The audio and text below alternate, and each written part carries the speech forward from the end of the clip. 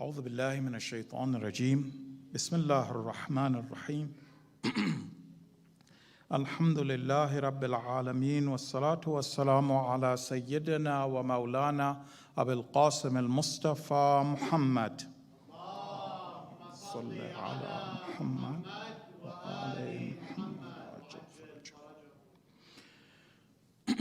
Dear brothers and sisters in Islam, Assalamu alaikum wa rahmatullah. Welcome to our program. This year's program has been titled Divine Promises, and we're covering those things that Allah subhanahu wa ta'ala gives the faithful. But brothers and sisters, before I address tonight's promise, I'd like to spend a little bit of time, a couple of minutes, talking about current events. So what we know currently is this, that they say that a drone struck a military base in Syria. And that drone killed a contractor and wounded some troops.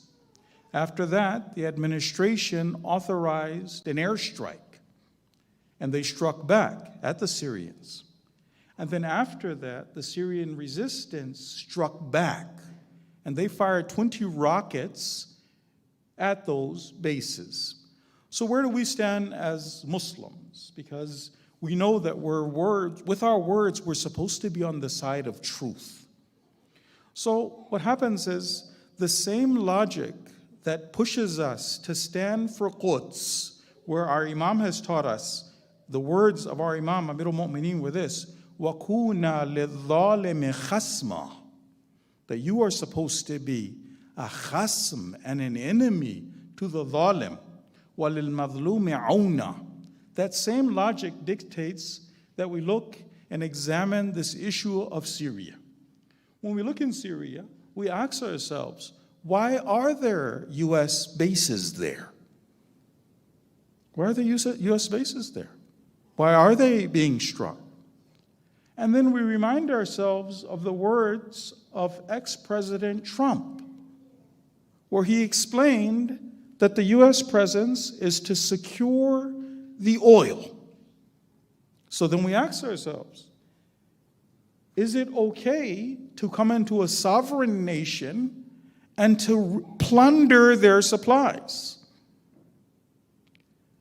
But remember, the spin doctors have it a little bit different. They say, no, the reason for the presence of the troops is to stop ISIS.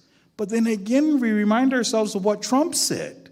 The U.S. created ISIS. He also, in that interview that many of you have seen, explained that the troops are not there for any other reason. He corrected his aides and said that they're there to secure the oil. So back to the question. Unless we believe in American exceptionalism, and unless we believe that we're second-class citizens and that we don't get to speak, the question would be, does one nation get to rob another nation and plunder another nation? And if that nation is being plundered, does the nation have the right to resist? Does it have the right to push back? So brothers and sisters, if we look at the logic of Amirul Mu'mineen, it becomes very clear what our stance is. The same reason that we will raise our voices on the day of Quds and say that no, Israel is a zalim. They are tyrants. They are the Taghut. In the same case, the U.S. administration and bombing the Syrians is not something where we could say, well, that's none of our business. That's incorrect. That's wrong, and that's not the Islamic stance. Salawat ala Muhammad wa ali Muhammad.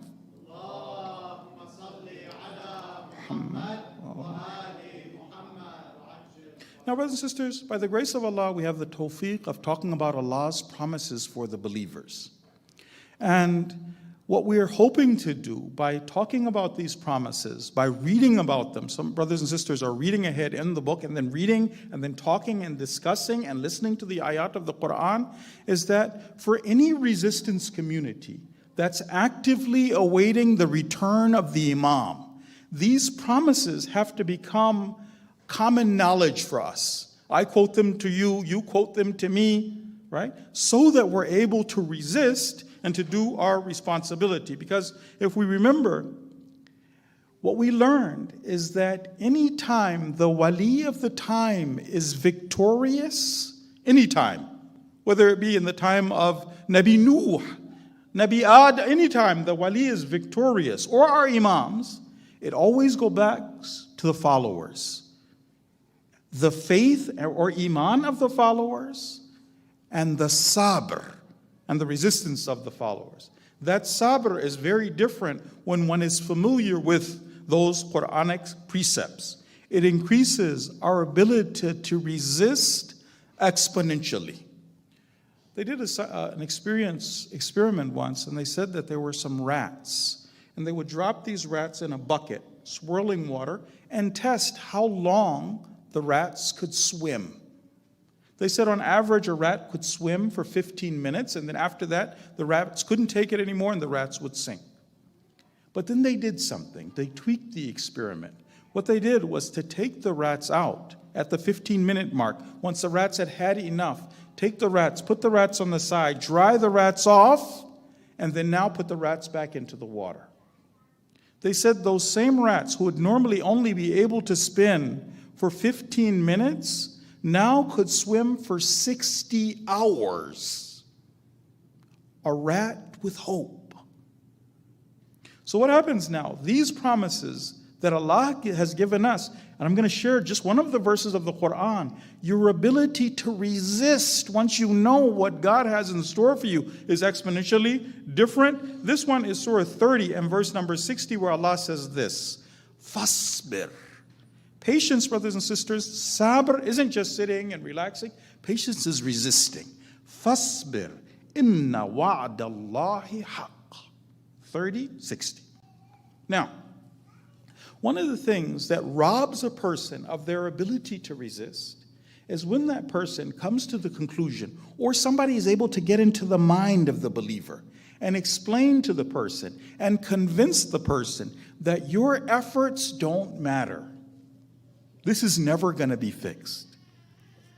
You're too small to overcome this. It's useless to resist.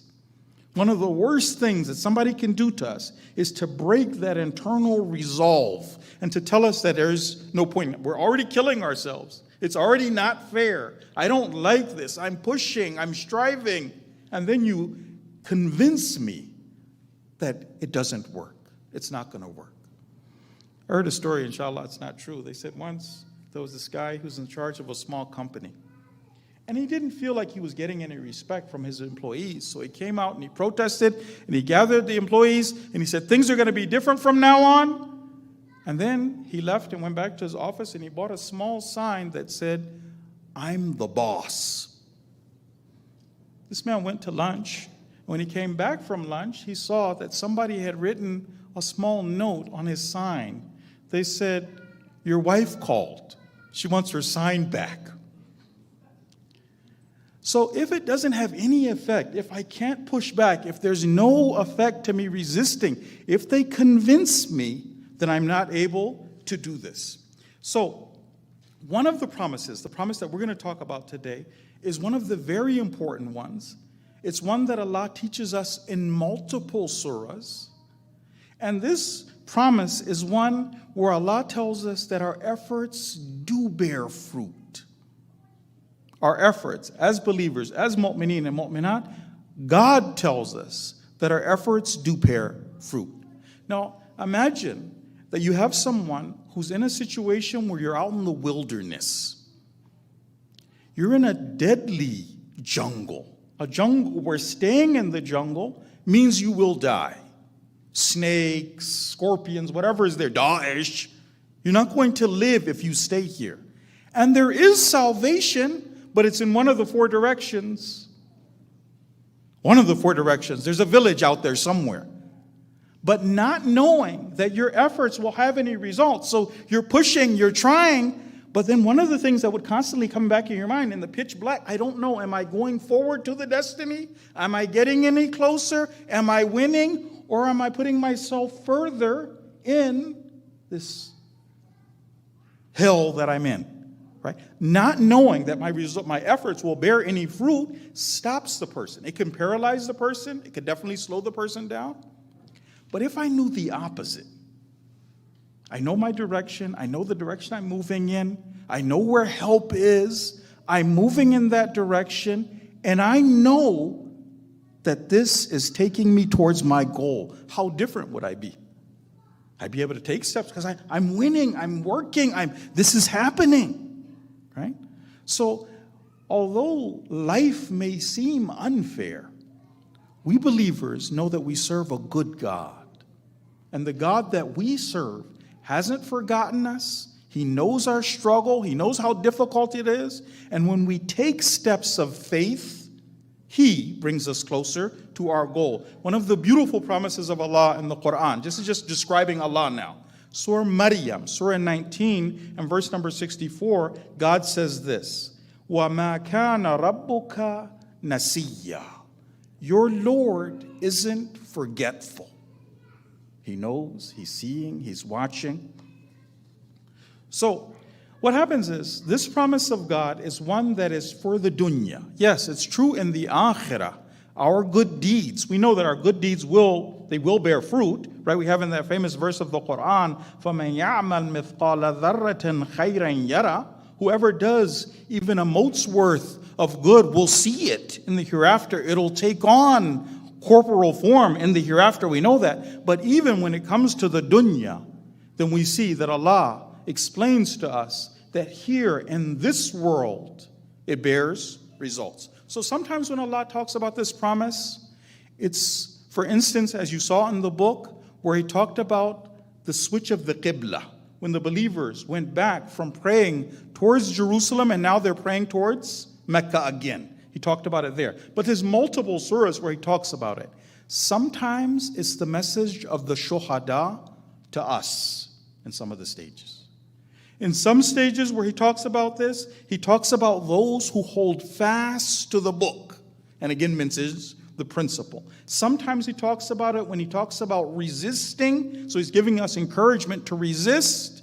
And then again He mentions the principle. I'd like to talk about two places in the Quran where Allah talks about the principle. After I talk about the principle, the story that Allah mentions it in, then after that, then I want to share at least one of the verses that Allah will use to remind us of this important principle. So one of the times when God mentions the principle twice is in the story of Nabi Yusuf. The story of Nabi Yusuf is one that on the outside didn't seem like it was fair.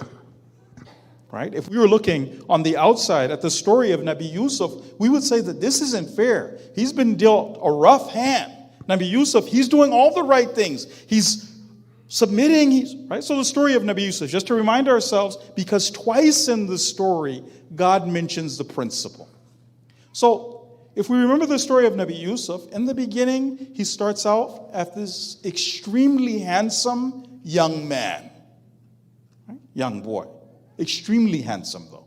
To the extent that later, when the women of Egypt were talking about him, they said that he is not a human being, he's an angel.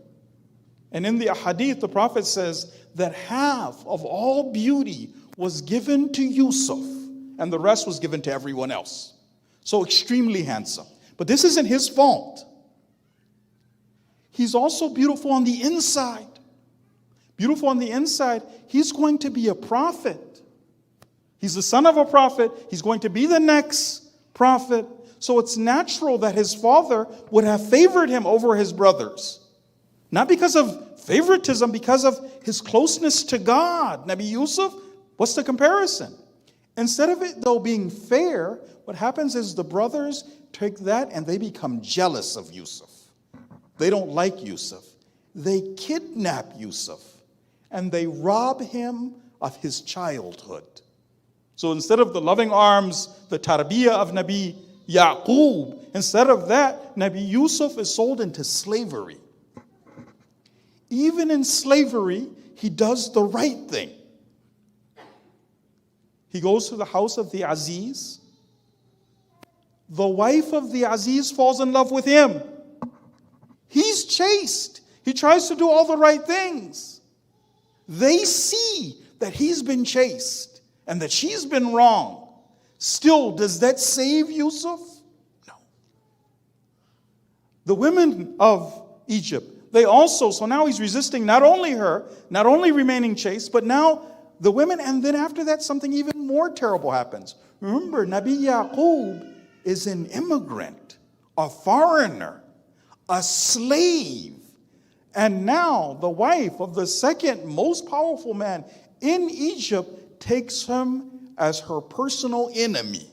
That either you do this or you'll face jail time. Nabi Yusuf resists. And he is put in jail. In jail, he's an exceptional prisoner. He's so good to the inmates. He tells one of them, he's like, you're going to make it big. You're going to make it out. Remember me when you get out. He's done all the right things. The other inmate, when he makes it out, he forgets all about Nabi Yusuf. So, if it were somebody like me, perhaps I could have gotten bitter with God. I could have gotten upset. I'm doing the right things. This isn't my fault. I'm doing everything you said, but I'm not winning. But Nabi Yusuf never gets bitter. He always sees what's happening as God taking him closer to his victory. His relationship with Allah is improving despite what's happening on the outside.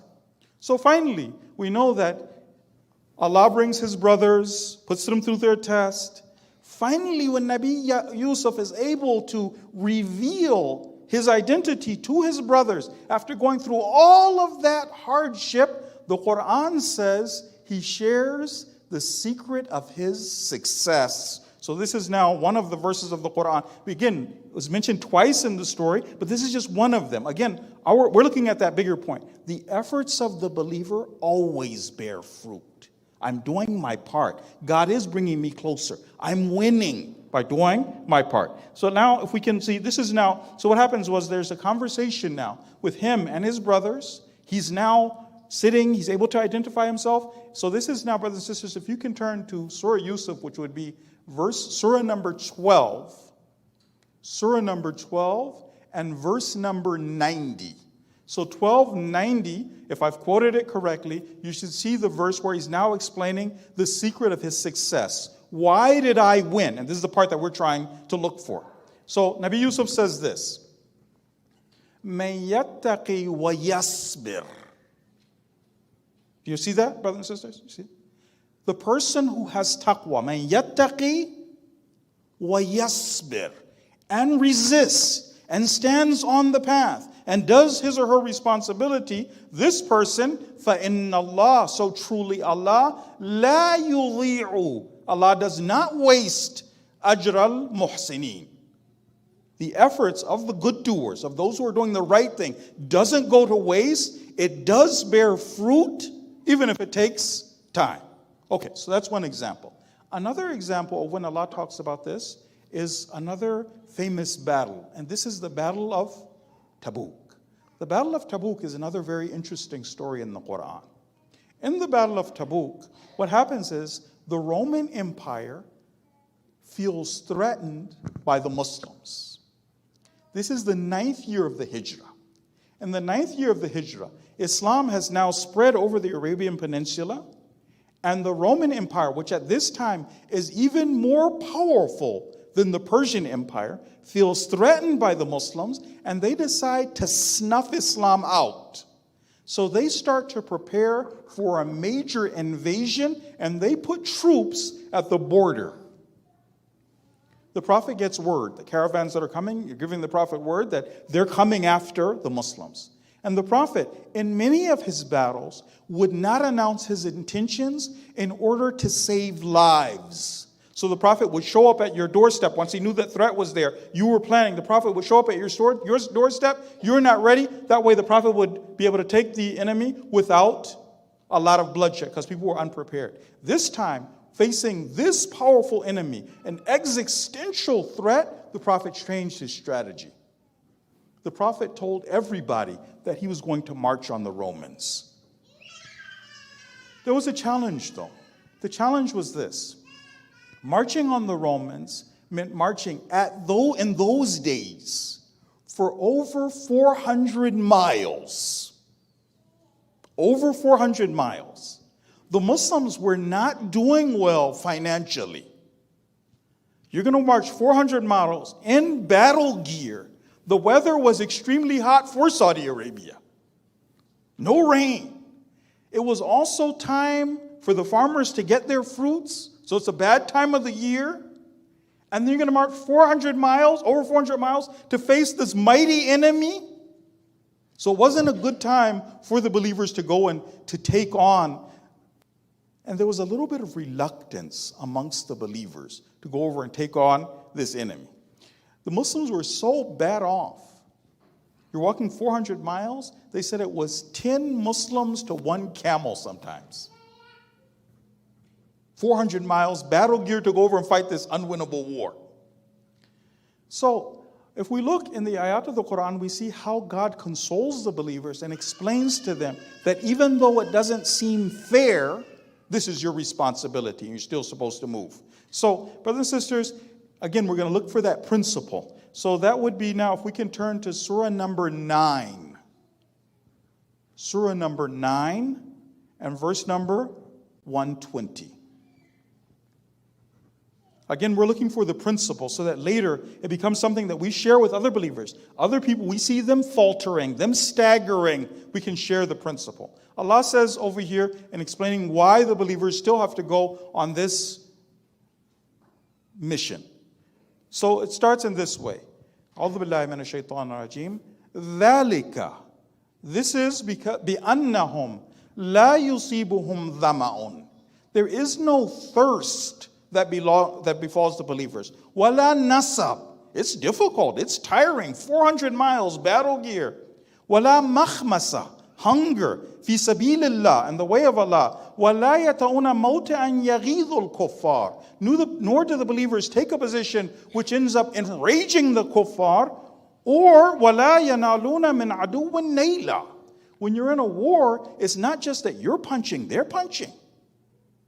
You're bleeding, you're wounding, you're getting hurt. He says that nor do they endure aught at the hands of the enemy, illa, except kutiba lahum bihi amalun salih.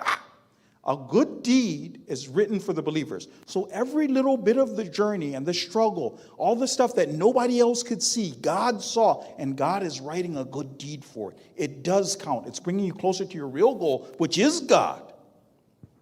And then after that, again, the principle. So God says, in Allah, so if you're seeing in the verse, truly Allah, la yudhi'u. Allah doesn't just waste ajral muhsinin. You're doing these good deeds, you're pushing, you're trying, you're sacrificing, and nothing counts, nobody sees. Now, brothers and sisters, I'd also like to mention a real life example that some of you may remember. Do you, brothers and sisters, remember when the FBI took Sister Marziah Hashimi? And if you remember, they kidnapped her from the airport. They were so rough and so tough, they wouldn't even talk to her family members. And she was a material witness for this big case. A reporter for Press TV. She is not getting out. The FBI. Right? Now, again, these are just to remind ourselves. We're going to remind ourselves of the principle. So what did the believers do?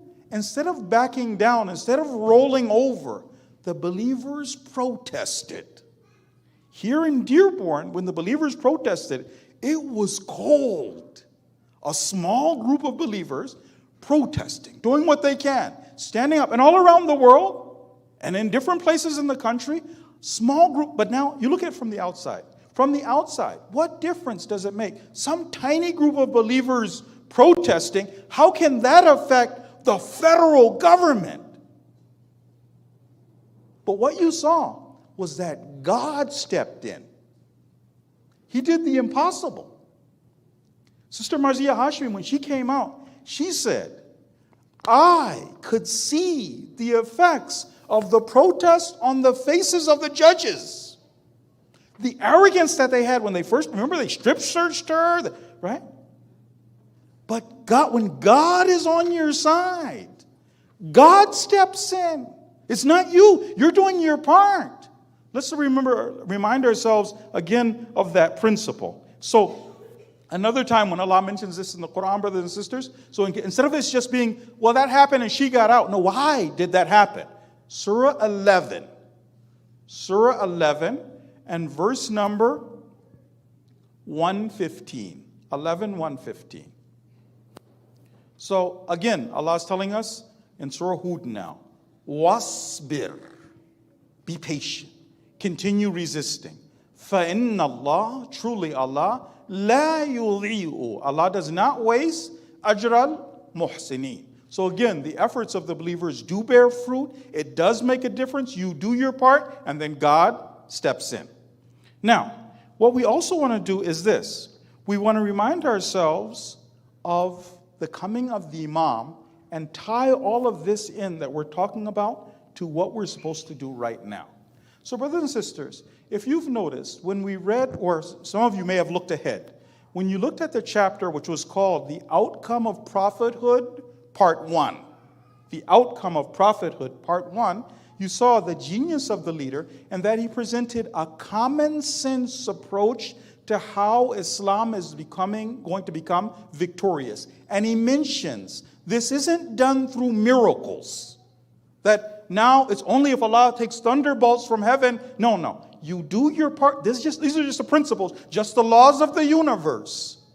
One of the laws of the universe was that if the followers, they enjoy two traits. One of them, sabr. Inshallah, with these verses of the Quran, Allah helps us to expand our ability to resist and not to give up. And the other one was iman, Quranic iman.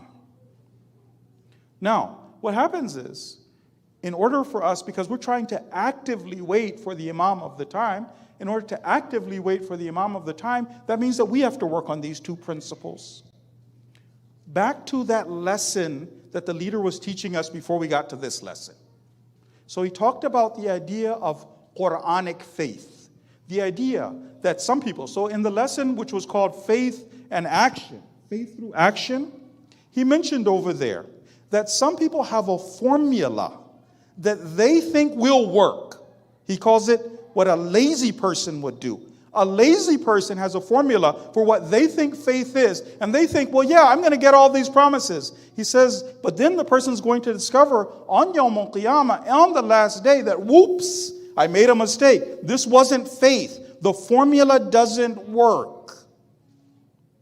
Allow me to share one verse of the Quran that just talks about some people thinking they have Iman, but not having Iman. And then after that, talk about what we're supposed to do.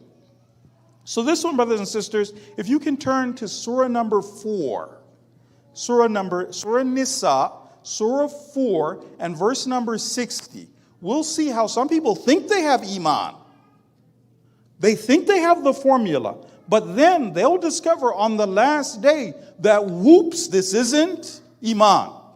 So let's look at this verse together on Surah 4 and verse number 60. God says this, Alam tara, do you not see, إِلَى الَّذِينَ يَزْعَمُونَ أَنَّهُمْ آمَنُوا بِمَا أُنزِلَ إِلَيْكَ وَبِمَا أُنزِلَ مِنْ قَبْلِكَ. Do you not see those people who think, يَزْعُمُونَ, they think that they are believers. They think they have this formula. They think it's going, right? آمَنُوا بِمَا أُنزِلَ إِلَيْكَ, they believe in what has been revealed to you. وَمَا أُنزِلَ مِنْ قَبْلِكَ, they think they believe in the previous prophets. But these people, they made a mistake. يُرِيدُونَ أَن يَتَحَاكَمُوا إِلَى الطَّاغُوتِ. They want to refer to the Taghut to get their decisions made, to go to the non-divine judges, not sanctioned by Allah. Take another believer to court. And God says, He continues, He says, وَقَدْ أُمِرُوا أَن يَكْفُرُوا بِهِ. They've been commanded to do kufr to the Taghut. Now, the Imams, they talk about somebody who does that. So again, our principle is the idea, sometimes somebody might think I'm a mu'min or mu'minah and have a formula in my mind that doesn't work on Yawm al-Qiyamah because it's not Quranic Iman. This is one example of that bigger principle. The Ahlul Bayt have taught us what happens if you take somebody to court. So we're talking about another believer. Not sometimes you have to take let's say you're dealing with a crazy believer. They're not bound by the Sharia. They'll burn your house down. They'll kill your kids. Well, then, yeah, you have to take them to court. But talking about two practicing, can I take another practicing believer to court? Can I? The Imam says this, Imam Sadiq, Man tahakama ilayhim. So the person who refers to these non-divine judges, fi haqqin aw batil. Maybe the truth is on my side, maybe falsehood. He says, فَإِنَّمَا تَحَاكَمَ إِلَى الطَّاغُوتِ. This person has referred to the Taghut. And he says, وَمَا يَحْكُمُ لَهُ فَإِنَّمَا يَأْخُذُهُ صُحْتًا. If they make a ruling and it's in my favor and I take that, it's suht. He says, وَإِنْ كَانَ حَقًّا ثَابِتًا. It might have been my right. He says, why? لِأَنَّهُ أَخَذَهُ بِحُكْمِ الطَّاغُوتِ. Because he took it, the ruling of the Taghut. How many people will take the ruling of the Taghut, take that money, take that earnings, and then go to ziyarah?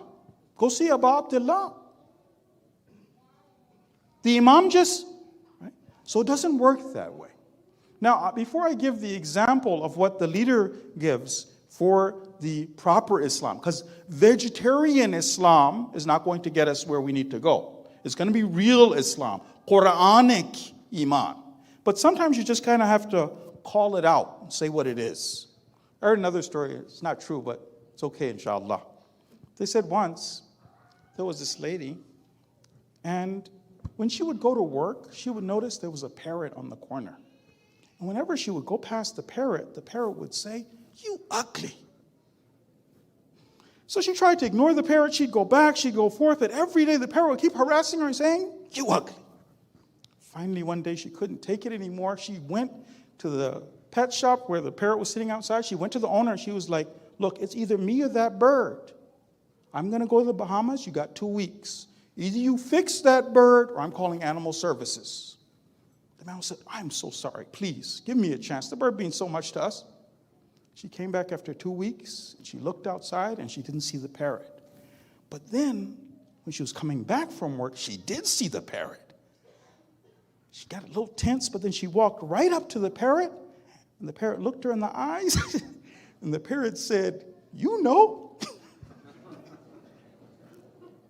Sometimes we just have to call it what it is. Quranic Iman, brothers and sisters, has 3 conditions. Quranic Iman is first intellectual conviction, after that faith-producing action. Thirdly, I can't pick and choose with Islam, all of Islam. It's a package deal.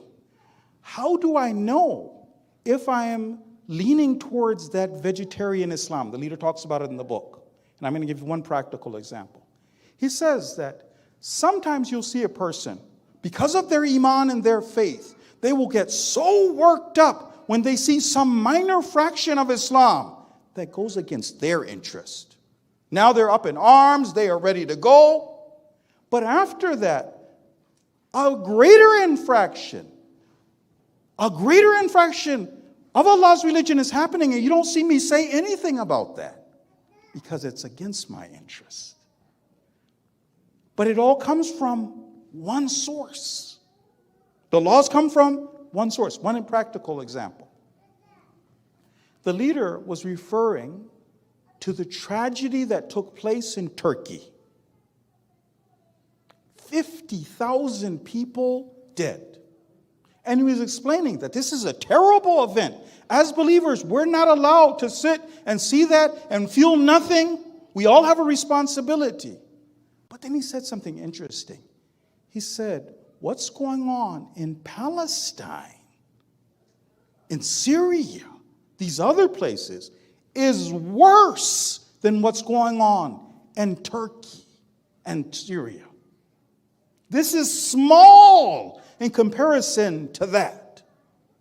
So can I, as a question for myself, can I consider myself to be a mu'min when something more terrible in the eyes of Allah is happening? I feel indifferent about it, but then when it comes to something smaller, then I flip out. But anyhow, we end inshallah with salawat ala Muhammad wa ali Muhammad.